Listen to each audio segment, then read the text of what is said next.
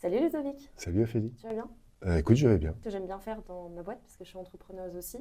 En général, j'aime bien demander sur 10 comment vont les personnes et on fait aussi une note sommeil sur 10. Du coup, est-ce que tu peux me dire sur combien tu te mets sur 10? Et en général, ce qu'on fait aussi, on se dit qu'est-ce qui se passe dans notre vie à côté pour dire pourquoi on est bien ou on n'est pas bien. Oula, oui, t'as tout de suite perdu très personnel. Alors, écoute, sur 10, euh, je suis à 4. Ok, Je suis à 4. Donc, en fait, je vais pas si bien que ça. ok. Je vais pas si bien que ça. Et j'aime bien je sais pas si tu connais ce film Itinéraire d'un enfant gâté. C'est un film pour vieux, peut-être.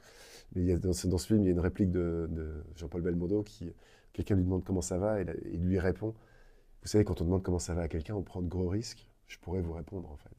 Et donc là, tu me demandes de répondre. Écoute, non, j'ai des Ouais. grosses turpitudes familiales de l'ordre de la séparation.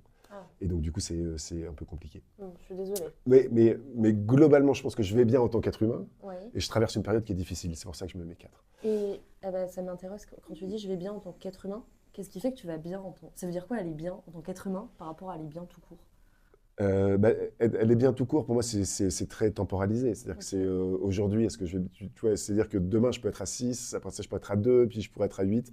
Là, c'est très variable. C'est très Ok. erratique, en fait, mon moral. Enfin, mon moral ou ma capacité à définir sur 10 comment je vais bien. Mais globalement, si tu dis, mais sur les 10 dernières années, tu es à combien? Je suis à 9. Ok, et Je c'est suis quoi à qui 9. fait que tu es à 9? Et C'est ben, quoi tes sources de bonheur? mes sources de bonheur, alors, il y en a beaucoup, évidemment. Il y en a beaucoup. Et je pense que si je devais en dire qu'une, c'est la j'ai pas envie de dire la certitude, ou c'est la conviction que je suis en train de contribuer à quelque chose qui me plaît. Ok, Et en fait, et j'aime bien aussi, donc ça, c'est ce que je fais.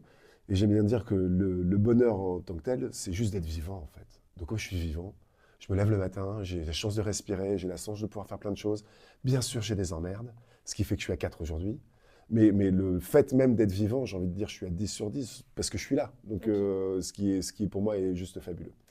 Et au niveau sommeil, je suis à 10 sur 10, sauf depuis 2 jours, rapport à mes emmerdes, où là, je peux dire peut-être 2 sur 10. Ok. J'ai mal dormi les 2 dernières nuits. Et ce qui est compréhensible, Ouais. mais comme tu dis, je pense qu'on est dans. Enfin, en fait, c'est pas linéaire, et du coup, ce qui veut pas dire que dans 2 mois, tu ne seras pas à 8 ou 10, et c'est tant Oui, tout mieux. à fait. Tout à fait. Là, je suis Et dans une période de turbulence. Voilà. je pense que c'est tout à fait normal. Et tu viens de dire que ce qui te rend heureux, ou ce qui te permet d'être à 9 ou 10 sur 10 sur les 10 dernières années, c'est de contribuer à quelque chose. Je pense que tu parles de petits bambous, en partie, En ou il y a partie, d'autres oui. choses aussi.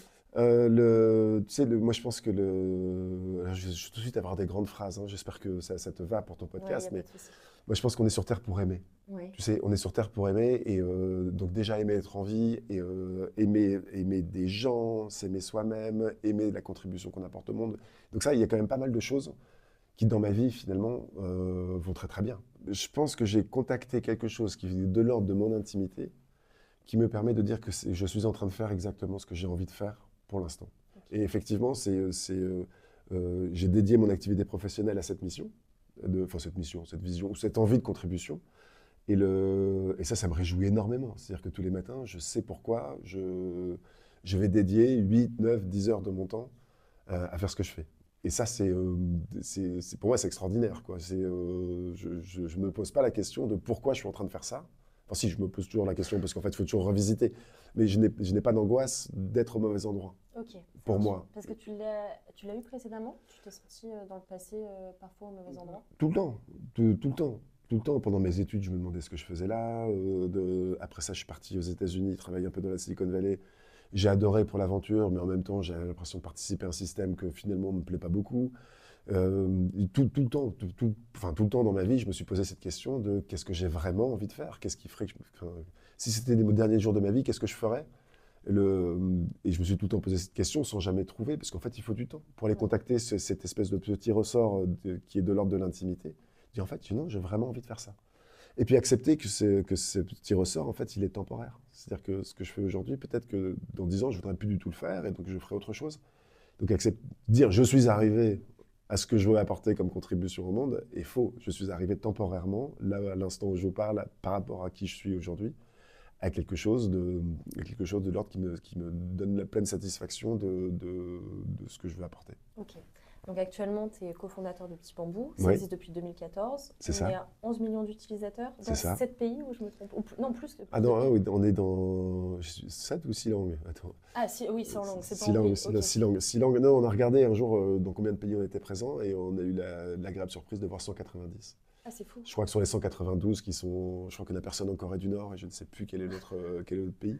Mais alors évidemment, il y a des pays où il y a 2 utilisateurs. Donc Oui. c'est pas. C'est pas assez représentatif, mais Ouais. quand même, il y a des Mais gens quand dans même, ce pays-là qui ont utilisent utilisé Petit Bambou. Petit Bambou, ouais, ce qui est incroyable. Et justement, moi, quand on s'est rencontrés, comme je te disais juste avant le podcast, il y a 4 ans, et il me semble que tu venais de parler du fait que, par exemple, en Inde, vous étiez arrivés. Je me dis, mais en fait, j'ai l'impression qu'ils étaient très tournés vers la spiritualité, et pourtant, ils attendent encore, ils travaillent avec une application également sur ces sujets-là. En fait, ça a trait à ce qu'est la pratique de la méditation. C'est-à-dire que la méditation, en fait, alors, nous, ce qu'on propose avec Petit Bambou, c'est de la méditation de pleine conscience. Donc, Ouais. c'est la méditation qui, normalement, est dénuée de spiritualité. C'est-à-dire que c'est réapprendre, c'est un entraînement attentionnel pour réapprendre à être au présent. Ok. Si je faisais juste une simplification, en fait, c'est bien plus que ça, parce qu'une fois qu'on apprend à être au présent, une fois qu'on s'est créé de l'espace en soi, il se passe plein de choses. Mais il n'y a pas de, c'est totalement laïque, il n'y a pas de croyance, il n'y a pas Ok. de, voilà.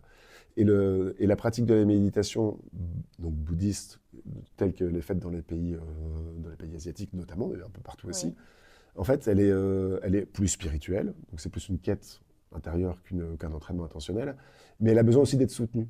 C'est-à-dire que c'est difficile de maintenir sa pratique de méditation. C'est-à-dire que de dire, tiens, j'ai médité 45 minutes tout seul tous les jours, c'est compliqué. Et en fait, en Inde, il y a des gens qui nous ont utilisés pour se réinviter dans la routine de méditation de manière laïque, et qui, après ça, ils en font ce qu'ils veulent pour leur pratique spirituelle, évidemment. Ok.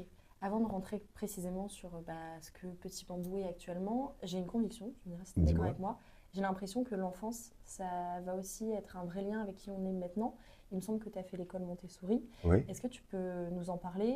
Peut-être que des personnes aussi ne savent pas ce qu'est vraiment l'école Montessori, réexpliquer ce que c'est et dire est-ce que toi, tu penses que ça t'a aidé dans ta construction en tant qu'adulte? Alors, je vais d'abord répondre à ta dernière question. Oui, Ouais. ça m'a aidé, mais incroyable. Donc, l'école Montessori, en fait, il y a plein de fausses croyances sur Montessori. Parce que Montessori, aujourd'hui, c'est plutôt diffusé dans les écoles privées. Je crois qu'il n'y a pas d'école Montessori publique. Je pense, enfin, je me suis à peu près sûr de ça. Il y a des écoles sous contrat d'État, comme celle que Ok. j'ai fait, et comme celle où j'ai mis mes enfants. Et donc, Pourquoi tes parents ont décidé de te mettre dans une école Montessori? alors, ça, faudrait leur demander. Ok. Je sais pas, mais je pense qu'ils étaient très attirés par toutes ces méthodes dites alternatives, mais qui finalement sont quand même. Enfin, Maria Montessori, je crois que c'est des années 30. Enfin, je veux dire, Ok. bon. Et en fait, donc, c'est une méthode qui a été créée donc, par Maria Montessori, qui est une italienne, qui est à destination des plus pauvres. Ok. Donc en fait, c'est étonnant que maintenant ça se retrouve dans le cercle privé, parce que c'est plutôt une méthode universelle d'apprentissage et qui part du principe un peu inverse de ce qu'on connaît dans l'école classique. Encore une fois, c'est très schématique, hein. C'est très schématique, donc il y a plein d'effets de bord à ce que je dis, mais on pourrait considérer que dans l'école classique, l'enfant est considéré comme une tête à remplir. Ok. Et Alors, c'est-à-dire que donc il y a un prof qui est sachant, tu vas lui donner qui plein de distribue choses du à- savoir, Ok. et puis il apprend, et évidemment, ça fait ses preuves, évidemment, ça marche. Montessori, c'est un peu l'inverse. On considère l'enfant comme un potentiel d'apprentissage. Et donc, c'est lui qui va chercher comme il veut remplir sa tête. Ok. J'ai envie de dire, qu'est-ce qu'il veut apprendre. Et donc, du coup, très concrètement, les classes sont des classes avec plein d'activités donc, qui représentent toutes les matières. Donc, moi, j'ai fait ça en primaire, donc les tables de multiplication, les poésies, l'histoire-géographie, le français, la grammaire, enfin, il y a toutes ces choses-là. Et c'est en arrivant à l'école qu'on choisit nous-mêmes ce qu'on veut faire. Donc, on prend une boîte d'apprentissage et on fait ça. Tu fais quand Ouais. même tout le parcours scolaire dit classique, entre guillemets, mais c'est l'enfant qui décide à quel moment de l'année il Exactement. souhaite. Ok. Mais il y a des choses que tu n'as pas voulu apprendre. Enfin, je sais pas, peut-être que tu Alors étais ça, un c'est fac le de rôle maths, mais... ouais, c'est le rôle de l'enseignant Montessori, parce qu'il y a quand même un prof, un enseignant dans les classes, qui n'est pas là pour enseigner, mais qui est là pour guider vers les enfants et pour surfer sur l'énergie des enfants, pour l'orienter peut-être vers des boîtes d'apprentissage vers lesquelles il irait moins naturellement, et puis susciter l'envie pour que l'enfant, à la fin, ait fait à peu près tout le programme. Et effectivement, on avait un guide de travail, donc on cochait les boîtes. Et puis en fait, c'était ma propre responsabilité. Je me souviens, moi, effectivement, j'étais plutôt attiré par les matières scientifiques, enfin les maths, et voilà.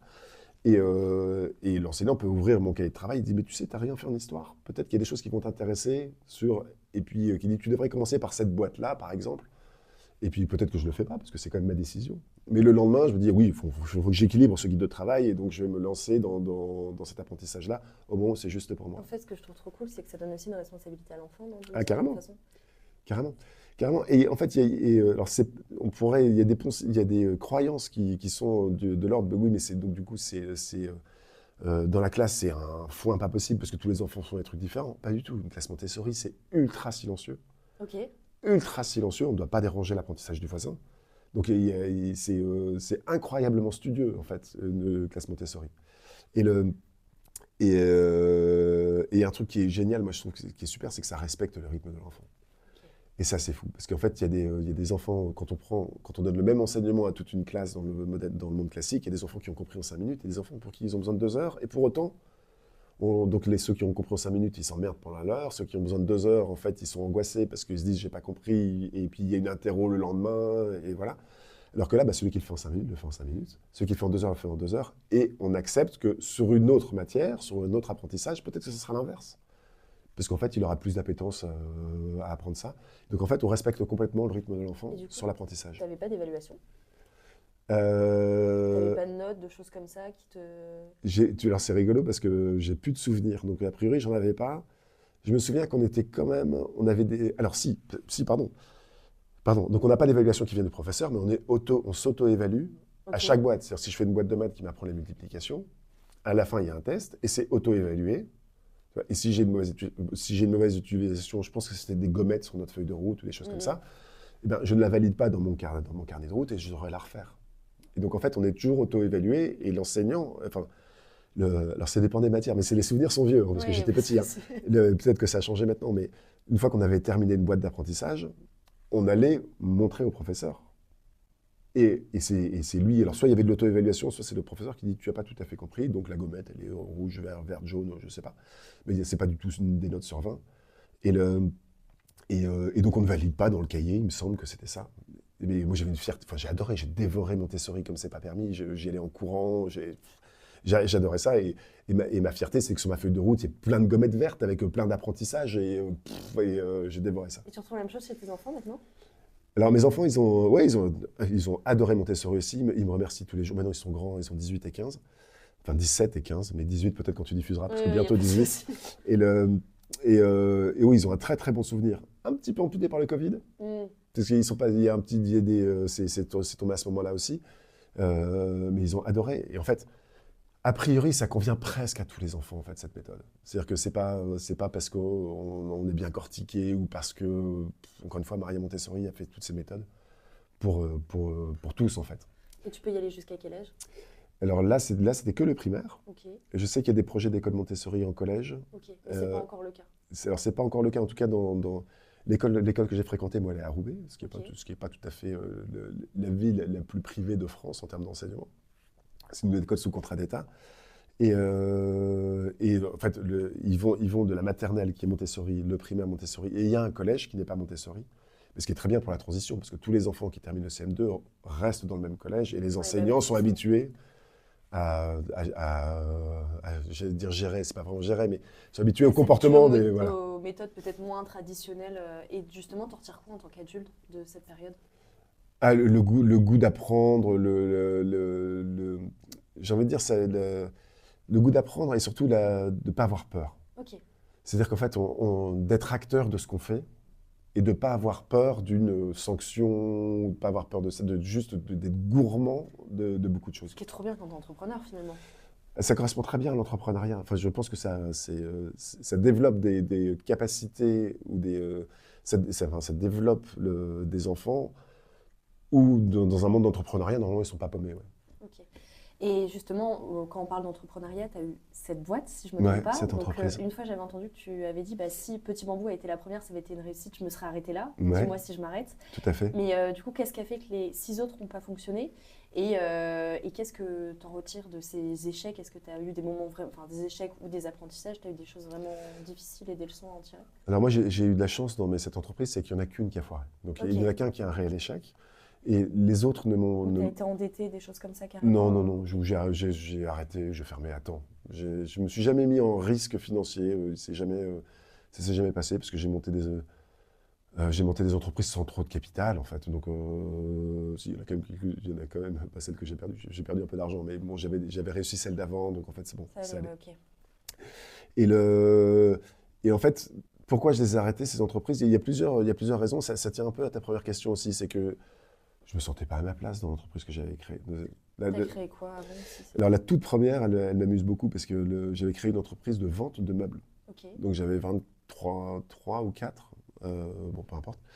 Et j'avais rencontré quelqu'un qui faisait du sourcing de meubles en Asie, un Européen, et qui m'a dit, écoute, moi je peux te sourcer plein de meubles, je les envoie dans les containers, tac, on monte un central d'achat à Hong Kong, et toi tu les vends en France. Et voilà. Et comment t'es venu? Parce que t'étais ingénieur, comment tu t'es dit, tiens, je vais me vendre des Ah, meubles? le goût de l'aventure. Je me suis dit, Ok. bon, allez, pas peur, on y va, on y va. Et puis je me suis retrouvé en fait finalement dans ma voiture à faire le tour de tous les magasins de meubles de France pour vendre mes meubles. J'y arrivais tant bien que mal, enfin plutôt bien en fait, mais j'y prenais vraiment aucun plaisir. Donc au bout de 2 ans, je fais bon, ça m'amuse pas du tout. Je me levais pas le matin avec gourmandise justement. Je n'avais pas l'impression de croquer ma vie et j'ai l'impression de contribuer à rien en fait. Voilà. Et du coup, à chaque fois, c'était une nouvelle entreprise. Tu trouvais, en fait, tu as peut-être fait un cheminement personnel à travers les sociétés, si je Ouais. comprends bien. Et tu as mis du temps, du coup, à trouver ce qui t'animait toi. Bah oui, parce que ça prend du temps, ça, en fait. Et je dis ça assez souvent, en fait, je regarde avec beaucoup de tendresse mes premiers engagements professionnels, parce qu'en fait, je le faisais à partir de là où j'en étais, et à 23 ans, je dis ça, c'est des trucs qui est très réglé maintenant, donc je dis ça très apaisé, mais j'avais envie de rendre mes parents fiers de moi, parce que j'avais une blessure sur ce point-là. Et donc, du coup, je me suis dit, ils seront fiers de moi s'ils voient que je gagne de l'argent, ou s'ils voient que j'emploie des gens, parce qu'ils étaient très dans le monde social. Oui. Ouais, puis dans le monde social, pas du tout le modèle hiérarchique. Mais si toi, tu peux, fais en sorte que, en fait, il y a des gens qui vivent aussi, pas grâce à toi, mais vivent par le travail que toi tu inities et que ça fasse du lien. Voilà. Et donc, en fait, que j'ai des employés, je pense qu'il y a été quelque chose pour eux qui était très important. Enfin, très important, ou que je percevais comme important en tout cas. Et donc, du coup, je faisais ça pour rendre fiers mes parents. Après ça, j'ai probablement cherché une certaine forme de réussite pour soigner des choses qui étaient de l'ordre de la confiance en moi, ou de est-ce que je suis capable d'eux, ou des choses comme ça qui sont assez intimes finalement, mais dont j'avais pas vraiment confiance. J'étais là, bon, allez hop, il se présente cette opportunité, allons-y, ça va être génial. Et en fait, quand j'arrivais au point où je pensais, je me dis, tiens, bah là, ça y est, j'ai réussi, en fait, je me suis rendu compte que ça ne me nourrissait pas du tout. J'ai bon, voilà. Et... Et est-ce que je continue ou pas? Bon, en fait, à chaque fois, je revendais, en fait. Et Mais puis, je repartais sur Ah un oui, autre donc projet. t'as revendu, parce que dans ma tête, Ouais. je me dis, enfin, je suis entrepreneur, je me dis, c'est hyper idyllique de me dire, ah bah tiens, ça me plaît plus, bah j'arrête et ciao, bye bye l'équipe. Et je me dis, enfin, comment tu te dis, Euh, parce que des fois, tu es quand même pieds et mains liés, je sais pas, tu peux avoir, bah, là, tu n'avais pas l'air d'avoir fait de dette, mais des fois, tu peux avoir des entrepreneurs qui peuvent être endettés. T'as jamais eu d'investisseurs? Si, j'ai eu des investisseurs. J'ai eu des investisseurs, pas sur les premiers projets, mais sur les suivants. Oui, oui, c'est compliqué. C'est compliqué. Non, et c'est pas du tout des décisions légères, en fait. Ça ne me plaît plus. Qu'est-ce que je mets en place comme transition pour que ça n'abîme rien? Et du coup, j'ai pas revendu très cher d'ailleurs à chaque fois parce que je me suis dit si c'est moi qui pars, c'est pas pour faire une culbute ou c'est pas voilà. J'ai dit moi je vais chercher plutôt mon alignement autre part et donc il n'y a pas de raison que ça coûte aux autres. Et j'ai juste fait avant Petit Bambou, on a fait une belle entreprise qui a été bien revendue là pour le coup. Mais c'est pas moi qui suis parti, c'est une entreprise qui s'appelait Archipelago Publishing et qui n'était pas connue du tout sur son nom, mais qui éditait des sites internet de contenu, Ok. dont un qui existe toujours, qui s'appelle pratique.fr, qui était un gros site internet à l'époque et qui était revendu à un groupe média. Ok. Et tu disais juste avant que tu avais peut-être le besoin de montrer ta réussite à tes parents ou peut-être une réussite personnelle. Tu as fait un suivi psychologique, quelqu'un qui t'a accompagné pour travailler sur ça, ou c'est toi au fil des années, tu as travaillé dessus tout seul? Comment tu as fait? Alors, pendant que je faisais ça, j'avais conscience de rien. Ok. Ça, c'est une relecture a posteriori de ce qui s'est passé pour le Ludo de 23 ans à 32 ans. Vous voyez, qui se dit en fait un peu perdu, enfin pas perdu dans la vie, mais un peu bon, bah, le monde est tel qu'il est, comment je trouve ma place là-dedans? Et là, je relis a posteriori ce que j'ai fait. Et j'ai toujours essayé de faire les meilleurs choix pour moi, mais sans vraiment avoir la conscience de pourquoi je faisais ces choix. Le, le, le, alors, le côté psychologique, oui. Non, j'ai fait pas ça tout seul. Hein. Ça fait 10 ans que je suis en psychothérapie. Et c'est quoi qu'est-ce que tu retires les leçons, les plus grosses trucs que tu t'es dit, tiens, j'ai un déclic, des leçons de vie? Ou alors, si tu devais dire un truc au Ludo de 23 ans, tu lui dirais quoi? Si tu devais retenir 3 choses sur ces, je sais pas quel âge t'as. J'ai 48. Du coup, sur ces 25 dernières années, c'est quoi les 3 leçons de vie qui ont peut-être changé ta vie? Bah, je lui dirais rien en fait. C'est vrai? Ouais, je lui dirais rien parce que je lui dis vas-y. Enfin, je lui dis fais avec qui tu es, quoi. Non, mais fais avec qui tu es. En fait, tu sais, vivre dans les regrets, de dire tiens, si j'avais su, j'aurais pas pris cette décision, pour moi, n'a pas de sens. À chaque fois que j'ai pris des décisions, j'ai essayé de prendre la meilleure décision à partir des ressources que j'avais. Tu vois, et donc, en fait, évidemment, si j'avais eu d'autres ressources, j'aurais pris d'autres décisions. Mais ça n'a pas de sens de dire, oui, si... Voilà, pour moi, ça n'a pas de sens. Tu vois, il n'y a jamais un moment dans ma vie où je me suis dit, j'ai pris une décision et je sais pertinemment qu'elle est mauvaise. Tu vois, donc, Tu te retournes et tu te dis, mais tu as conscience qu'il y a des choses où tu es meilleur maintenant qu'à tes 23, bien 24 sûr, ans. bien sûr. Si le Ludo de 48 ans, tu lui enlèves 25 ans et qu'il refait des choix, bah, je lui dirais, te perds pas là, te perds pas à chercher la fierté de tes parents, tu l'as déjà, en fait. Tu vois, donc tu as perdu du Comment temps, tu t'es mais... rendu compte de ça? Ah bah, j'étais les voir. Ah, J'étais tu les sais voir pas pour leur discuter. parler avant? Si, mais on parlait de, je sais pas, de Ouais, choses et d'autres, trucs du quotidien. de small talk, on parlait d'amour aussi, on parlait de choses comme ça, mais cette notion de fierté, j'ai eu du temps à découvrir qu'en fait, c'était une blessure en moi, parce que ça se découvre pas comme ça, en fait. Et c'est la psychologie qui t'a aidé sur ça? La psychothérapie? C'est la psychothérapie qui m'a aidé là-dessus. Ouais. C'est la psychothérapie qui, moi, m'a aidé. Mais en fait, j'ai fait une psychothérapie. Souvent, quand on commence des psychothérapies, c'est qu'il y a quelque chose, c'est ma psy qui dit ça, j'aime bien. En fait, c'est que le masque qu'on porte, le masque qui est notre masque social, ne nous suffit plus. Et donc, en fait, on est un peu perdu. Et donc, on arrive dans une... Donc, non, ça, c'est... bon, chacun fait comme il... Enfin, je donne de leçons à personne. C'est bon. En tout cas, moi, c'est ça. Je me suis dit, en fait, le masque que je porte, de l'entrepreneur comme ça, qui va chercher ça, qui cherche ça, ne me suffit plus. En fait, je sens que ça ne me nourrit plus. Et donc, du coup, j'étais vraiment perdu. Donc, je suis allé voir... Je me suis dit, je vais entamer un travail psychothérapeutique pour aller rechercher pourquoi je me suis construit ce masque, ou enfin, pourquoi je ne suis même pas sûr. C'est quel est ce masque? Qu'est-ce qui se cache derrière le masque? Tu vois, pour aller au contact vraiment plus de qui je suis. Et donc, au début, c'est un travail qui est un travail très réparateur, la psychothérapie. C'est parce que je suis perdu, parce que je m'en sors pas, en fait. Et puis, ça a duré 1 an et demi, 2 ans peut-être. Et puis maintenant, ça fait 10 ans que je suis en psychothérapie. Là, c'est plutôt une psychothérapie de développement. Ok. C'est pas parce que je vais mal que je vais voir un psychothérapeute. C'est parce que ça me fait du bien. Et c'est quoi qui a été ton déclic de te dire, je vais suivre un suivi psychothérapeutique? Ah bah, le vrai truc, c'est que le masque, tu sais, ce masque qui ne me convenait plus, en fait, avait des incidences sur tout, sur ma famille, notamment dans ma relation de couple. Ok. Alors là, c'est comme avec l'introduction, enfin, c'est pas beaucoup mieux, mais ça a été beaucoup mieux pendant 10 ans. Je pense Et que donc, ça arrive, c'est peut-être cyclique aussi. oui, Enfin, moi, oui, j'ai tout pas à encore fait. ce recul-là, parce que là, j'ai 25 ans. Ouais, Donc, je veux dire, je peux pas avoir vécu, même si ça arrive pour des personnes d'avoir vécu 10 ans de couple. ouais. Mais peut-être que, enfin, sur ça, tu aurais très certainement des choses à nous apprendre. Mais je Non, pense que non, oui, tu as peut-être j'ai aussi rien à des vous phases, apprendre, j'ai juste mon expérience, mais mon expérience peut peut-être raisonner, mais probablement pas, parce que c'est Ludo avec Ludo, en fait, cette expérience-là. Donc, en fait, bon. Et pour moi aussi, tout ce qui est psychologie, psychothérapie, il y en a 3. Bon, psychologue, psychothérapie et psychiatre. Psychanalyste. Ouais, psychanalyste, c'est en lien avec la santé mentale. Est-ce Ouais. que la méditation, pour toi, c'est une bride supplémentaire à ce côté santé mentale? C'est complémentaire? C'est l'un peut remplacer l'autre? Non, c'est tout à fait complémentaire. Ok. Et alors, surtout, non, on ne remplace rien par rien. C'est-à-dire que la méditation, donc c'est un entraînement intentionnel qui permet peut-être de se connecter à l'espace qu'on a à l'intérieur de nous. Mais ce n'est pas un outil qui soigne. Donc par contre, c'est un outil qui peut nous faire prendre conscience qu'on a une blessure, ou nous faire prendre conscience de notre bien-être, ou faire prendre conscience de plein de choses. Mais c'est juste se ramener au présent avec notre état. Comme la question que tu me poses avec tu vois, la note au début, c'est quel est ton état? Bon, bah, son état, il faut que je me regarde à l'intérieur. Je peux te répondre 9 sur 10 pour faire le malin devant la caméra, mais si je regarde vraiment mon état, bah, voilà, je te dis 4 sur 10. Et donc la méditation aide à avoir une espèce de clarté là-dedans et conscientiser peut-être des choses qu'après ça, il faudra aller traiter ou non en psychothérapie. Mais les gens qui pensent que parce qu'ils méditent, ils se soignent, je pense qu'ils font un raccourci qui, à mon avis, est assez dangereux pour leur propre santé mentale. Ok. Et tout à l'heure, tu parlais de pleine Ouais. conscience, méditation. Même chose, pas même chose, ça dépend. Ouais, c'est un abus de langage en fait. Ok. C'est la méditation, il y a plein de types de méditation, la méditation bouddhiste, la méditation zazen, la méditation de pleine conscience et que sais-je. Et souvent quand on parle de méditation dans notre monde actuel, en fait c'est un abus de langage pour méditation de pleine conscience. Aux États-Unis, ça s'appelle mindfulness meditation. Okay, et pourquoi? Parce que c'est la méditation qui s'est démocratisée. Elle s'est démocratisée parce qu'elle est laïque, parce qu'elle est accessible à tous, parce qu'elle est sans danger, ou presque. Quand je dis ou presque, c'est dans les grands cas de schizophrénie peut-être. Ok. Voilà. Et donc, du coup, elle s'est démocratisée et elle fait vraiment du bien parce qu'on est très challengé aujourd'hui dans notre capacité attentionnelle. Parce qu'on a dans les poches qui vibrent tout le temps, que j'ai pas là. Et par le nombre de sollicitations, par notre exposition médiatique, par le côté oxygène du monde, on est très challengé. Et revenir à l'essence même de ce que c'est que notre attention, notre espace, comment on utilise notre temps, comment on cultive nos liens, comment on prend soin de nos lieux, est un vrai enjeu. Et donc en fait, pas seulement en France, à peu près universellement. Et donc c'est pour ça que ça se développe un peu partout. Et est-ce que, il me semble que j'ai entendu que vous n'essayez pas de convaincre des gens à méditer, Ouais. mais du coup, comment on arrive à faire vivre une société sans convaincre les gens de venir acheter son produit? Ah, on crée, nous, enfin, avec Petit Bambou, tu vois, j'ai peut-être un sourire qui s'illumine sur Oui. le visage.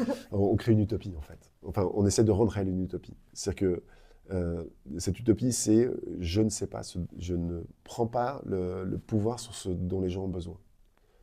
Par contre, si les gens ont envie de quelque chose, je m'engage à faire le meilleur outil possible. Et s'ils le prennent, tant mieux. Et s'ils ne le prennent pas, ils ne le prennent pas. Et donc, du coup, vous ne m'entendrez jamais dire méditer, c'est bien pour vous. Ça, c'est le rôle d'un psychanalyste, justement, qui va faire je sais pas, ou un psychologue qui va faire un état des lieux et qui va dire, vous savez, peut-être que la méditation peut vous aider pour vous. C'est lui qui va prescrire. Moi, je ne suis personne pour dire que la méditation est bien pour toi.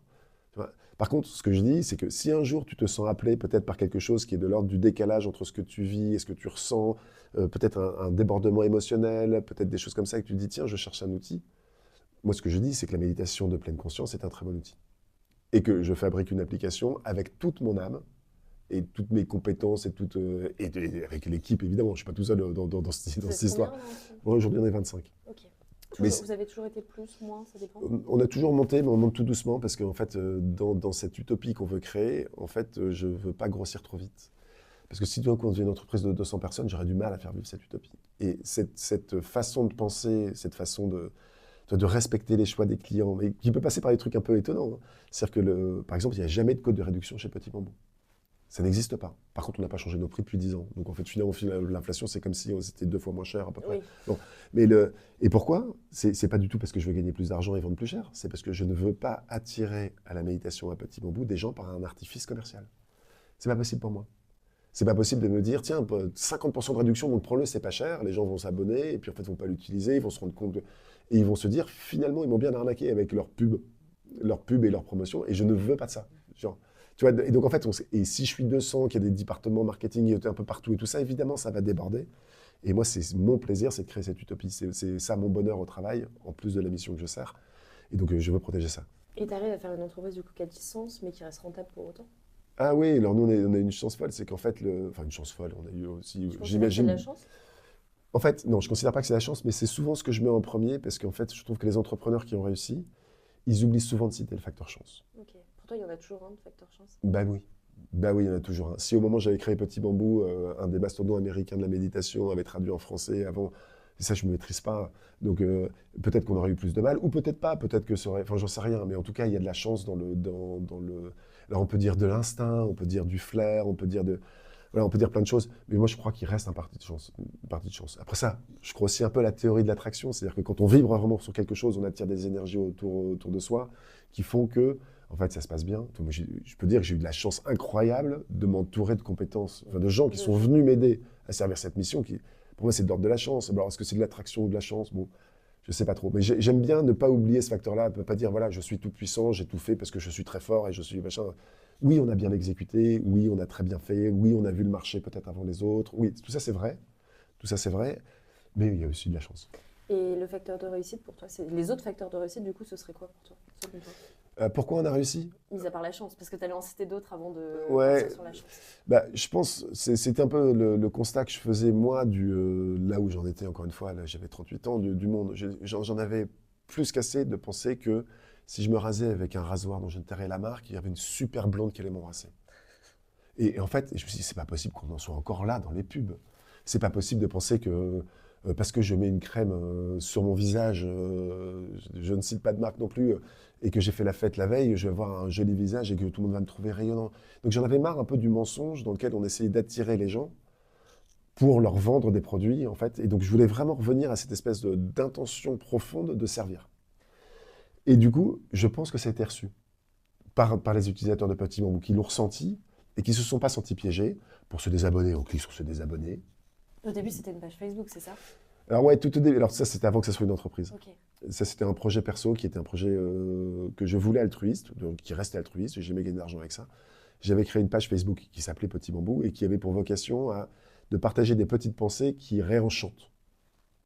Mais j'avais. C'est toi qui les partageais tous les jours? C'est moi qui les partageais, ouais. En fait, je dis pas, je sais pas, je partageais des choses très banales en fait, mais qui moi m'avaient fait par ma qualité de présence, mais je ne faisais pas encore de méditation à l'époque, par ma qualité de présence à cette petite chose, m'avait finalement fait un petit shot Ah, on est bien quand même ici. Et ça peut être, je sais pas, on marche pas trop vite sur un quai de gare quand on prend le train et on regarde les gens qui s'embrassent. Et en fait, waouh, c'est beau. Et donc je partageais ce genre de choses. Puis après ça, il y a eu 1 million de fans sur cette page. Donc je me suis retrouvé, maintenant on appellerait ça influenceur, mais avant ça n'existait pas.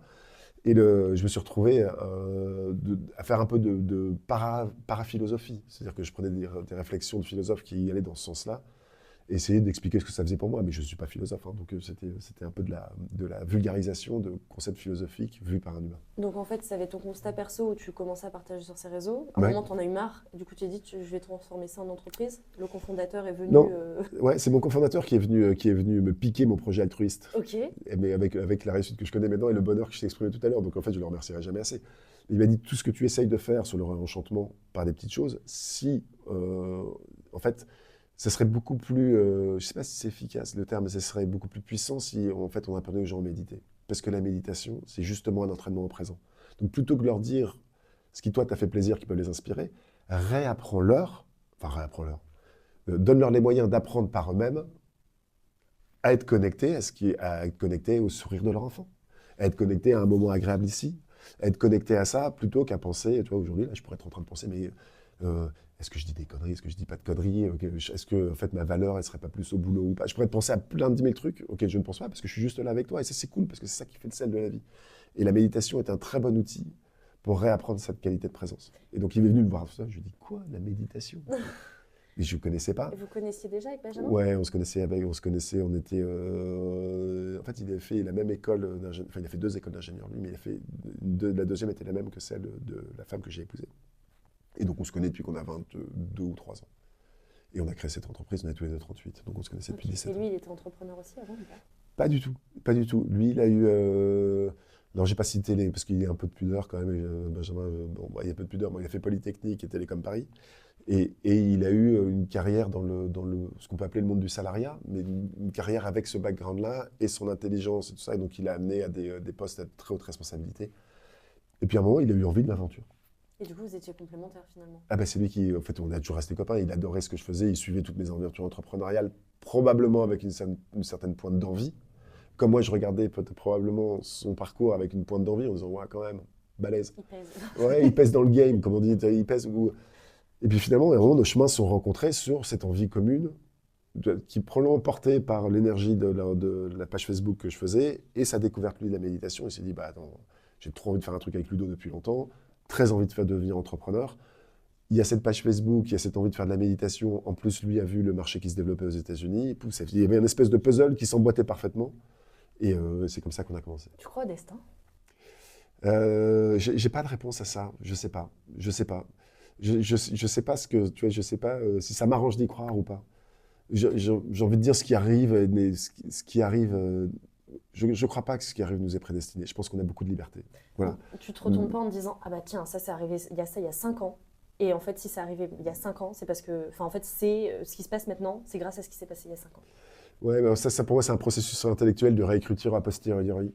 Moi, je pense beaucoup qu'en fait, enfin, mais je veux convaincre personne, hein, mais c'est qu'on est quand même pas mal dans un chaos. Okay. C'est-à-dire que un chaos où on prend des décisions à partir de là où on en est, qui nous emmènent sur des voies, et qu'en fait, on a toujours le choix de ces décisions, mais les choix de décision, je vais te prendre un exemple. Quand j'ai travaillé dans la Silicon Valley, juste après mes études, mon entreprise, c'était une entreprise qui s'appelait Anuncio à l'époque, qui avait 350 personnes, et qui était voisine de Google. Et Google était beaucoup plus petit qu'Anuncio. Et si j'avais frappé à l'autre porte, mon destin aurait été complètement différent. J'aurais fait de 40e employé de Google ou que sais-je. Et peut-être que j'aurais été malheureux comme une pierre, peut-être que j'aurais eu un ride dans ce truc-là qui aurait été complètement extraordinaire, je ne sais pas. Et en fait, ça s'est passé à quoi? Je ne sais pas. Je mangeais dans la même cantine que probablement Eric Schmidt et Sergey Brin, quoi. Et probablement que j'ai mangé avec eux et qu'on a discuté et qu'il m'aurait dit, bah viens, c'est super. J'aurais peut-être dit oui. En fait, et tout ça, je ne sais pas, en fait. Je ne sais pas. Je trouve que le processus intellectuel de réexpliquer par le passé là où on en est, il n'est pas inintéressant, mais il peut être aussi un peu manipulateur. J'ai fait ça parce que, et très égotique, en fait, de dire, voilà. Donc moi, je préfère voir toutes mes décisions qui m'ont amené sur des chemins comme étant le résultat de là où j'en étais, avec ma capacité à prendre des décisions à l'époque, et que le fil conducteur n'est pas un truc qui amène un petit bambou, le fil conducteur, c'est qui je suis. Voilà. Donc, j'aime bien cette expression, un jour que quelqu'un m'a dit, alors que j'allais très mal. Il m'a dit, mais tu sais, en fait, tu as quand même une vie romanesque. Oui. Et j'aime bien. Donc, c'est mon roman. Tu vois, mon roman, est-ce que mon roman a été écrit avant? J'espère que non, et je ne saurais jamais, et j'espère qu'en fait, j'écrirai encore plein de pages incroyables. Mais j'adore cette histoire de vie romanesque, en fait, il s'est passé plein de choses. Et puis, oui, ça aurait pu prendre une direction comme ça, ou une autre direction. Par contre, je pense qu'on tire des leçons peut-être chaque année. Là, on est sur la fin d'année, même si ce sera diffusé en Ouais. 2025. Tu tires quoi comme leçon de 2024? Si t'en tires. Leçon de 2024. 2024 était une année, pour moi... quelle leçon? Tiens, c'est une bonne question, ça. Quelle leçon? Quelle leçon? Je vais dire un poncif, mais je vais essayer de le dire avec force insistance. C'est que prendre soin de soi, c'est vraiment important. Tu l'as Et en pas fait, assez cette année? ouais, j'étais pas mal ballotté dans plein de trucs qui m'échappaient, notamment le succès de Petit Bambou, qui m'ont échappé, qui m'ont fait être, j'aime bien ce terme azimuté. Azimuté, on croit que c'est fou, mais non, il y a plein d'azimuts. Les azimuts, c'est des directions. Donc j'étais dans plein de directions différentes. Et il y a eu des très belles choses en 2024. Je ne suis pas en train de dire que j'ai passé une année complètement. J'ai eu des très très belles choses, mais tu vois, au début de 2024, il y a la personne que j'ai embauchée qui occupe le poste de DG maintenant chez Petit Bambou qui m'a dit: j'aimerais que tu viennes pas le jeudi au boulot, que en fait tu fasses un truc qui te fasse du bien, parce qu'on sent que ça va pas là. Et c'était un très bon conseil. Je dis: quoi, tu veux me virer de ma propre boîte? Enfin, en rigolant parce qu'on s'entend très bien. Et donc j'ai repris la sculpture, qui est une activité qui me nourrit beaucoup. Et ça m'a permis peut-être de me reposer sur quelque chose qui est de l'ordre de la construction, parce que je construis, je pars d'un bloc de terre et puis ça se termine en statue. Et de retrouver cette énergie créatrice, se retrouver ce flow qui se passe en moi quand je construis, quand je fais ces sculptures et tout ça, m'a beaucoup aidé. Et heureusement qu'il y a quelques gens sur mon passage qui m'ont dit: mec, là c'est le moment, parce qu'en fait, non pas que j'étais en danger de burn-out, mais il faut faire attention quand même. Il faut vraiment faire attention quand même. Et donc du coup, si la leçon, c'est ouais, pas oublier de prendre soin de soi. C'est pareil, il y a un coach pour dirigeants qui un jour m'a dit, et je dis ça comme ça, j'adore ce mec. Donc en fait, surtout si tu me vois, tu sais quitter, crois pas ça, j'adore. Qui m'a dit: tu sais que tu n'as qu'un seul job en tant que dirigeant, là où tu en es chez un Petit Bambou, c'est d'aller bien.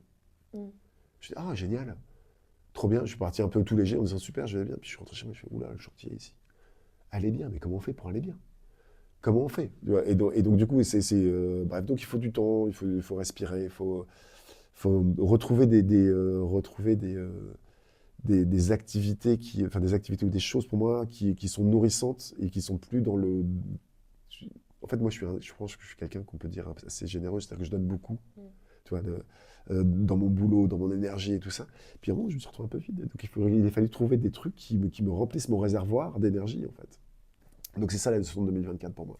Et est-ce que depuis, donc de Petit Bambou, c'est depuis 2014, est-ce Ouais. que depuis tu médites tous les jours? Non. Et c'est quoi bien méditer? Il y a bien méditer ou on peut bien méditer, où on commence? Parce que je prends mon cas perso, j'ai médité avec Petit Bambou d'ailleurs, j'avais pris l'application. Et en fait le matin, je me levais, je mettais dans mon lit et j'écoutais 5-10 minutes parce qu'en fait j'avais du mal à faire plus. Le maximum que j'ai fait c'est 20 minutes. Ouais. Et en fait j'ai eu du mal à garder l'habitude dans le long terme. Du coup, comment on fait pour bien méditer et comment toi, des fois, tu médites plus, peut-être pendant une semaine, et puis après, ça revient? Alors, il y a plein de questions. Déjà, bien méditer est un concept qui n'existe pas. D'accord. Ok. Il n'y a pas de bien méditer ou de mal méditer. Il y a pratiquer la méditation et voir ce que ça fait. Tu vois. Et donc, en fait, des fois, j'ai des méditations, si je réécoute la même méditation le lendemain, je me rends compte que j'ai rien écouté. Tu vois. Ah, dans le sens, En fait, t'es dans ton truc, t'as ouais. tes pensées qui viennent, et du coup... Exactement.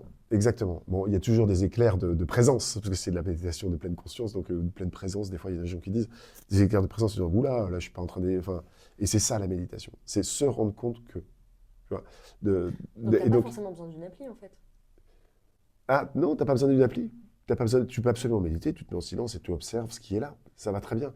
L'appli soutient ta pratique, en fait, parce que l'appli, il y a un côté rassurant de se faire guider avec des instructions. Il y a quand même des instructeurs de méditation, sont des gens très qualifiés qui proposent des guidances, comme on dit, qui t'amènent dans ces états de pleine présence. Et donc, c'est une réelle aide. Et effectivement, moi, je pense que quand on médite, quand on a médité depuis 3-4 ans avec Petit Bambou très régulièrement, ou avec une autre appli, je veux dire, on peut arrêter et puis méditer seul. Et puis, en fait, ce qui se passe, c'est rigolo, c'est que de temps en temps, on a besoin de ressoutenir sa pratique et donc on reprend l'application. On voit, nous, enfin, on ne regarde pas trop les parcours clients, mais ça nous est arrivé de regarder en grande masse il y a 5 ans. Et en fait, il y a les gens qui étaient abonnés au début, ils sont encore abonnés 4 ans après, mais il y a eu plein de trous dans la raquette partout. Parce qu'ils ont arrêté. Ils ont écouté et te dire. Ah non, ça, je regarde jamais. Ok. Je regarde jamais ce qu'ils ont écouté. Ça, c'est leur vie privée. Non, mais dans le leur... sens, tu vois des pics peut-être Ah ouais. d'activité, c'est ça? Non, je vois qu'ils ont été abonnés, puis plus abonnés, puis ils sont réabonnés, puis plus abonnés. Donc je me dis, intuitivement, je me dis, bon voilà, ils en ont eu un moment assez, ils ont pensé qu'ils étaient suffisamment entraînés pour le faire tout seuls. Et puis il se passe quelque chose dans leur vie qui disent, oh, je vais quand même reprendre ce compagnon pour m'aider dans ma pratique de la méditation, puis il réarrête, et puis voilà. Au bout de combien de temps on voit des bénéfices? Excuse-moi, je t'ai coupé. Ouais, non, parce qu'en fait, il y avait plein de questions, donc pas de bien méditer. Et pour moi, donc, je vais sortir ça. En fait, on est toujours dans des injonctions dans notre société moderne. Est-ce qu'on le fait bien ou est-ce qu'on le fait pas bien? Est-ce qu'on va avoir les résultats? Est-ce qu'on va pas avoir les résultats? La méditation, c'est pour ça, c'est extra doux. C'est-à-dire qu'il n'y a pas de performance, zéro. Il n'y a rien à atteindre. On se dit pas, tiens, je vais méditer, comme ça je serai. Non. Ah bon? T'as pas des gens qui se disent, je fais ça pour aller mieux? Il y a plein de gens qui se disent ça, mais s'ils me disent est-ce que c'est juste, je dis non, faites pas ça. Et du coup, pourquoi on médite? On médite pour se reconnecter au présent, on se médite pour se rentraîner son attention, et on accueille ce qui se passe. C'est-à-dire qu'il y a plein d'études scientifiques qui vont vous prouver ce que la méditation fait. Okay, ça, mais penser que les bénéfices arrivent en conséquence et non en but, c'est hyper reposant. C'est-à-dire que si je dis je vais méditer, comme ça je serai plus performant, vas-y l'injonction. Et en fait, le jour où j'ai médité, où je dis, oh non, en fait, je ne suis pas plus performant parce que là, en ce moment, je suis encombré. Et en fait, la méditation, c'est juste me rendre compte que je suis encombré. Et me rendre compte que je suis encombré, peut-être qu'en méditant, en méditant une semaine, 2, je me rends compte, je me dis, tiens, je suis moins encombré parce qu'en fait, j'ai réussi à conscientiser cet encombrement et à faire quelque chose de cet encombrement. Et du coup, en fait, c'est marrant, je dors mieux. Et puis, en fait, je suis plus présent. Mais je ne l'ai pas fait pour ça, en fait. J'ai médité pour méditer et curieux de ce que ça fait pour moi. Okay. Du coup, tu n'es pas sûr, quand tu médites, d'avoir quelque chose à la fin. Ah ouais. Ah ouais, et j'ai horreur de tous c'est des trucs, c'est mes confrères américains qui font ça, qui vous promettent 15% de bonheur en plus. Mais qu'est-ce que ça veut dire 15% de bonheur? Mais comment tu peux qualifier ouais. bonheur? Oui, non, mais tu vois, ouais. Et quand des gens qui disent méditer pour mieux dormir, est-ce que la méditation, ça fait mieux dormir? J'ai envie de vous dire oui. Ok? Oui, mais n'attendez pas que ça vous fasse mieux dormir. C'est-à-dire que, qu'est-ce qui fait mieux dormir en fait? C'est que moins de rumination, peut-être l'esprit plus clair, peut-être que c'est s'accueillir dans un temps avant d'aller se coucher, sans écran, sans tout ça, qui met le corps en position de dormir. Et dans ces cas-là, on dort mieux. Est-ce que la méditation peut nous aider à prendre des décisions pour nous de faire comme ça? Oui, évidemment. Mais si je dis que je médite pour mieux dormir, en fait, je médite juste avant de dormir et je me rends compte que mon cerveau est embrumé, en fait, je vais me coucher en disant, merde, j'ai médité, et mon cerveau est encore embrumé, et vraiment, ça marche pas. Et ça fait l'effet pire. Donc, méditez pour rien. Méditez pour méditer. Soyez curieux de ce que ça fait pour vous. Et les preuves scientifiques sur la méditation qui sont pléthoriques devraient vous donner confiance sur que si vous avez la bonne curiosité, ça va faire plein de choses super pour vous et que probablement, vous dormirez mieux. Mais faites pas ça comme un objectif. Constatez-le si ça marche et constatez-le quand ça fera ça pour vous. Et que je dis combien de temps il faut méditer pour avoir des résultats. Alors il y a plein d'études là-dessus. Moi j'ai envie de dire soyez curieux aussi, commencez, vous verrez bien. Mais pour dire quelque chose, si on dit une vingtaine de jours, c'est déjà beaucoup. Vingtaine de jours, c'est plutôt pour créer l'habitude. Je dis une dizaine de jours, 7-8 minutes par jour. Déjà. Ah oui, c'est très. Se réaccueillir en soi, faire une petite pause, sortir du rythme frénétique, regarder comment on est. En fait. C'est de la méditation. Ouais, c'est de la méditation, mais c'est pas. C'est un chemin que naturellement on sait faire. On a juste besoin de se le rappeler parce qu'on est dans des sociétés qui nous azimutent un peu. Voilà. Ok, hyper intéressant. Pour finir l'épisode, moi j'ai quelques questions sur ton parcours en tant qu'entrepreneur. C'est quoi les pires conseils? Parce que tu nous en as donné plein là pendant l'épisode. C'est quoi par contre les pires conseils ou le pire conseil qu'on a pu te donner en tant qu'entrepreneur? Alors le pire conseil qu'on m'a donné, en fait, je réagis très vite parce que tu m'as posé cette question pour la préparer, donc c'est un spoiler alert. On a eu quelques... Ceci étant dit, tu es témoin et j'ai trouvé ça tout de suite, j'ai dit ah oui, j'en ai un. Le pire conseil, c'est écoute mon conseil. N'écoutez pas mon conseil. Vraiment. Vraiment. C'est-à-dire que en fait, les conseils n'engagent que ceux qui les écoutent et je dis ne vous engagez pas sur mes conseils. C'est les gens qui pensent qu'ils ont la vérité pour vous et qui vous conseillent, en fait, servent aussi un autre intérêt, probablement. Et ils sont peut-être très altruistes, hein, mais le conseil va pour eux et a peut-être été merveilleux pour eux, mais on n'est pas les mêmes personnes. Et donc du coup, inspirez-vous de ce que les gens peut-être 10, voyez comment ça résonne en vous, et faites votre propre chemin. Parce que si tu devrais faire comme je te conseille de faire, ça c'est le pire conseil de la planète. Okay. Et des fois, tu as eu des situations comme ça et finalement tu Bien te dis, sûr. mince, j'aurais pas dû faire ça. Bien sûr, bien sûr, bien sûr. Et tu sais, il faut faire un plan de, je sais pas, de stock options ou dans le truc. C'est bien pour fidéliser, c'est bien pour... Et tu dis, ah bon, il faut faire, bon, bah, je le fais parce que c'est ton conseil, mais peut-être qu'en fait, mon énergie, elle n'est pas comme ça. Et peut-être que ça répond pas à mon besoin. Peut-être que ça répond à des choses qui sont des choses de l'ordre du, mais tout le monde fait comme ça, donc tu devras faire comme ça aussi. Mais qu'en fait, ma singularité, et la singularité qu'on a créée collectivement chez Petit Bambou, et c'est ça la beauté de Petit Bambou. Et donc si on fait comme les autres, en fait on perd notre singularité et peut-être qu'on aura des trucs très dommageables. Et donc, évidemment, l'idée n'est pas de ne pas écouter les conseils, c'est de ne pas appliquer les conseils. C'est de s'imprégner et de partir de sa propre liberté. Alors évidemment, quand c'est légal, on fait. Oui. Mais dès l'instant où il y a des espaces de liberté, c'est de faire à partir de qui vous êtes nourri. Okay. Mais n'appliquez pas les conseils des autres. Et moi j'aime bien, je pense. Y compris les miens. Est-ce que tu aurais pour un petit peu finir l'épisode, une anecdote, un truc qui tu t'es dit, ouais, c'est trop bien ce Petit Bambou, un truc à nous partager, un bon souvenir ou un moment. En fait, j'en ai plein. Et là, je ne l'ai pas préparé du tout. Là, je dis celui qui me vient, le premier qui vient. Qui m'a fait pleurer, c'est une anecdote, mais j'ai reçu donc moi je suis un grand fan de musique, et j'ai reçu un mail de Julian Lennon, du fils de John Lennon, qui me dit qu'il utilise mon application et qu'il est fan.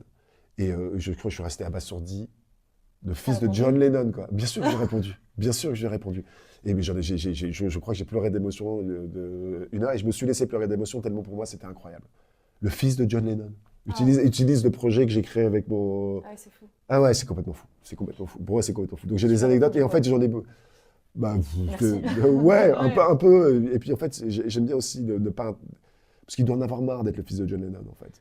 Ouais. Parce que, donc... Tu lui as pas dit forcément, j'écoutais ton père Ouais, exactement. Je me suis dit, bon, ça, en fait...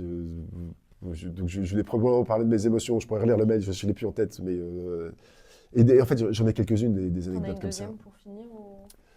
Ouais, alors plus proche de nous, encore dans le monde de la musique, Clara Luciani qui médite à chaque fois avec Petit Bambou avant de monter sur scène, et ces musiciens qui se foutent de sa gueule en lui demandant avec Petit Bambou c'est quoi sa météo intérieure.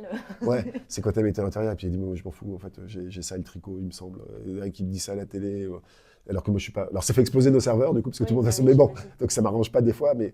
Donc c'est des petits moments de grâce comme ça qui sont des moments où des mondes se connectent. Moi le monde de la musique que j'aime tant, qui se connecte avec mon engagement professionnel et ce que je vais apporter au monde avec Petit Bambou, ouais, ça me met dans des étapes impossibles d'émotions positives et que je me laisse vivre en fait. Ouais, ça se voit. Ah là, je reprends pas le boulot. Je reprends pas le boulot. Laissez-moi pleurer pendant une heure. Enfin, je veux dire, voilà. Tu t'es plus connecté à tes émotions avec la méditation, dans la pleine conscience? Je me suis beaucoup plus connecté. C'est un très bon mot. Moi, j'aime bien aussi embrasser mes émotions.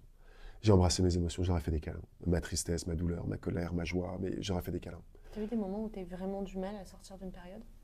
Ah oui, plein. Mais comme tout le monde. Hein. Comme tout le monde. Je ne suis qu'un être humain. Donc, évidemment. Mais je trouve que se dire je ne suis pas triste et je reste performant, en fait, est quelque chose qui est très dommageable. Dire voilà, je suis triste, j'embrasse cette tristesse. Je l'embrasse, voilà. Je suis en joie, je l'embrasse aussi. C'est quoi embrasser cette tristesse? Mais c'est surtout pas la refouler. C'est accepter qu'elle l'est. Je suis plus fort que ça va aller. Tu dis t'es là et c'est ok. Ouais, t'es là et c'est ok. T'es là et c'est ok. Ce que je peux lui dire, c'est, tu sais, ça peut m'arriver, ça c'est la pratique de méditation, c'est qui fait ça. C'est t'es là, et là tu me gênes un peu, parce que, je sais pas, je suis en train de faire un podcast, ou je suis en train de monter sur scène pour faire, je sais pas, un talk, un machin. Donc là tu me gênes un peu, mais je t'aime, tristesse, tu vois. On se retrouve dans une demi-heure. Et faire pause sur tes émotions? J'arrive. Bah non, travaillé sur ça peut-être? Ouais, bah la méditation permet de travailler sur ça en fait. Et le fait de l'accueillir, de l'embrasser, de l'aimer, parce qu'en fait nos émotions elles sont là pour nous dire des choses. Donc si on dit je ne t'écoute pas, c'est que tu vois pas le problème qui est en dessous en fait. Ouais, et puis ça va ressortir différemment, ça va ressortir par du corporel, ça va ressortir par du corporel, ça peut jusqu'à de la maladie, ça peut ressortir par plein mal de choses. Et donc moi je pense que gérer ses émotions, pour moi c'est un thème que j'aime pas, parce que pour moi ça se gère pas. Peut-être que ce que vous dites, vous mettez le mot gérer, mais en fait, on peut toujours être perdu dans la terminologie de ce que je dis, je te retrouve dans 10 minutes. Pour moi, c'est pas la gérer. C'est lui laisser la place juste en fonction du contexte. Mais c'est surtout pas la refouler, parce que sinon ça va ressortir autrement. et puis avoir cette, je sais pas comment dire ça, parce que ouais, cette humilité de pas se savoir, de pas se croire puissant en fait, de, de, de pas se croire, de se croire au-dessus de l'émotion. L'émotion, l'émotion. Et puis moi, je les vibre très fort. L'émotion, peut-être que ça se sent. Je sais pas si ça se sent. Peut-être que tu le sens à côté de moi, mais je les vibre très fort et j'adore ça en fait. Et j'adore ça. Et en fait, il y a plusieurs émotions qui peuvent se mélanger. Donc, on peut aussi vivre de la joie en plein de tristesse. On peut aussi vivre enfin, et tout embrasser, et tout accueillir et voilà. Et les mettre quand même place qu'ils ne débordent pas, parce que si ça déborde, après ça devient. Enfin, moi, j'ai tendance à déborder quand même, mais Mais ça n'a rien de mal. Ouais, ça n'a rien de mal, mais il y a des contextes où ça peut gêner des gens. Donc, enfin, comme tout le monde, quoi. C'est des contextes, si j'ai trop de joie, bon, peut-être que ça peut gêner des gens, ou trop de tristesse, mec, un peu de pudeur, s'il te plaît, ou trop de colère, bon, c'est facile d'imaginer que quand il y a trop de colère, on fait bon. Je pense qu'on devrait être dans un monde où il devrait avoir moins de pudeur. Euh, Les là, émotions, elles devraient avoir plus leur place et dire, bah oui, enfin, même si c'est pas dans les règles conventionnelles. J'aimerais qu'on ait plus d'espace, chacun. Donc plus d'espace pour accueillir ses émotions. Ouais. J'aimerais qu'il y ait moins de TikTok qui grignotent notre espace, moins d'anxiété, enfin d'anxiété, on peut te dire c'est une émotion, mais enfin bref, on rentre des débats qui vont être, j'ai plein de trucs à dire, mais ça va être trop long, ça va être trop long. Mais et qu'on ait plus de place pour accueillir tout ça, et je pense que c'est dans cet espace-là que réside aussi notre qualité de lien à l'autre. Et donc si on a plus d'espace, on va être plus en lien, plus à même d'être entré en compassion avec l'autre, en vraie bienveillance, mais c'est un mot que tout le monde utilise, donc ça perd un peu de son sens. C'est un mot magnifique. Mais qui est trop utilisé. Ouais, parce qu'en fait, je suis bienveillant. Mais encore heureux, en fait, bref, personne ne me dit, oui, je suis malveillant. Enfin, et la bienveillance porte pour moi un sens d'action. C'est que si je suis bienveillant, c'est pas que je te pense pas de mal. Ça, c'est de la neutralité. La bienveillance, c'est je te veux du bien et j'agis. Voilà. Donc c'est un mot qui est magnifique. Donc, et je pense qu'il faut de l'espace pour ça. Il faut de l'espace-temps, il faut de l'espace de connexion pour savoir se mettre en résonance. Il faut savoir écouter, il faut savoir parler, il faut savoir. Bon. Et là, on pourrait accueillir un peu moins de pudeur. C'est-à-dire que je trouve qu'il n'y a rien de plus beau que il y a une chanson de Brel qui s'appelle Voir deux amis pleurer. Bon. Ouais, il n'y a rien de plus beau que de voir deux amis qui pleurent, qui s'embrassent. Enfin, rien de plus beau. C'est de la tristesse, mais qu'est-ce que c'est beau. Et donc, qu'on réinvite ça dans les relations humaines, oui, ça fait partie de mon souhait. Et ma mission avec Petit Bambou, c'est d'essayer de faire en sorte que les gens se recréent de l'espace et qu'ils utilisent cet espace pour ce qu'ils pensent être juste pour eux. Et peut-être que c'est ça. Ok, et maintenant on va finir sur la question signature. Si tu avais des lunettes pour voir le futur, qu'est-ce que tu voudrais y découvrir? Si j'avais des lunettes pour voir le futur, qu'est-ce que je voudrais y découvrir? Alors c'est très dur de dire je voudrais découvrir de la paix et beaucoup d'harmonie, c'est parce que tout le monde va dire ça. Donc j'essaie de trouver. Ouais, bon. Non, mais je voudrais voir des gens. Je voudrais voir des embrassades. Voilà. Si je voulais voir l'avenir, je voudrais voir des gens qui s'embrassent. Pas sur la bouche, hein, qui s'embrassent, enfin, ouais. S'ils veulent. mais s'ils veulent. Mais je suis pas en train de dire. Mais qui s'embrassent.